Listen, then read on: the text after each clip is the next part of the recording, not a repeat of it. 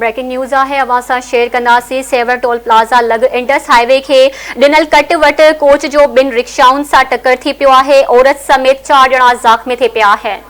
ज़ख़्मियुनि में समीना, लतीफ़ा, रमज़ान, पवर ऐं एजाज़ जतोई शामिल आहिनि। तिबी इमदाद लाइ अस्पताल मुंतक़िल कयो वियो आहे, जॾहिं त हालत ख़तरे खां ॿाहिरि ॿुधाई पई वञे।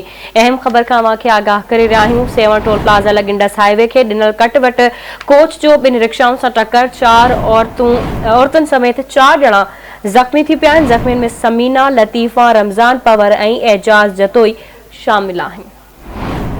तफ़सील मालूम कंदासीं आवाज़ न्यूज़ जे रिपोर्टर गुलशेर बलोच खां। जी गुलशेर, वधीक छा अपडेट्स आहिनि?